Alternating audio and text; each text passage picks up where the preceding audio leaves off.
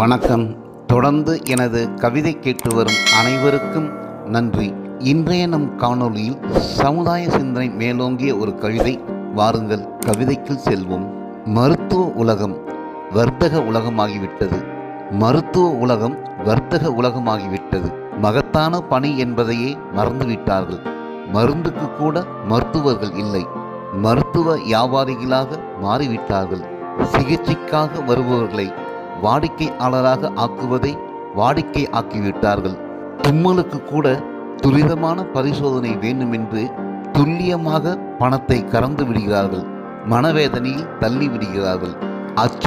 அச்சுறுத்தியே தலைவலி என்று வந்தவனுக்கு நெஞ்சுவலி வரவைத்து விடுகிறார்கள்.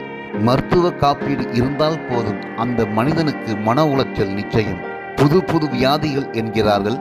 பக்கத்துக்கு பக்கம் செய்தித்தாள்களில் விளம்பரம் தருகிறார்கள். விழிப்புணர்வு என்ற பெயரில் இவர்கள் மக்கள் மனதில் அச்சத்தை விதைக்கிறார்கள். பன்னோக்கு மருத்துவமனை என்கிறார்கள். பல வழியிலும் பணத்தை கறப்பதே இவர்கள் நோக்கமாக இருக்கிறது. மருத்துவமனைக்கு விளம்பரங்கள் எதற்காக? சிகிச்சை சிறப்பாக இருந்தால் சிறப்பான பெயர் கிடைக்குமே, வானளவு வளர்ந்து விடலாமே. நாடி பிடித்து நல்வார்த்தை சொல்லி மருத்துவம் பார்த்த மருத்துவர்களை நாடி பிடித்து நல்வார்த்தை சொல்லி மருத்துவம் பார்த்த மருத்துவர்களை கைராசி மருத்துவர் என்று ஒவ்வொரு ஊரிலும் கொண்டாடவில்லை.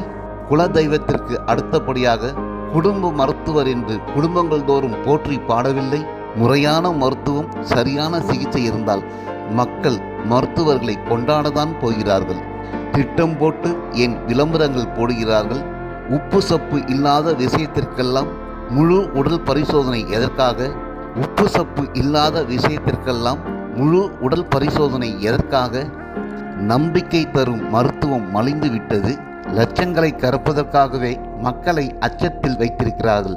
அவசரமாக அலட்சியமாக அறுவை சிகிச்சை செய்து ஆவியை பறித்த அவலங்கள் எத்தனை! அவசரமாக அலட்சியமாக அறுவை சிகிச்சை செய்து ஆவியை பறித்த அவலங்கள் எத்தனை! உயிர்காக்கும் மருந்துகள், உயிர் குடித்த செய்திகள் எத்தனை!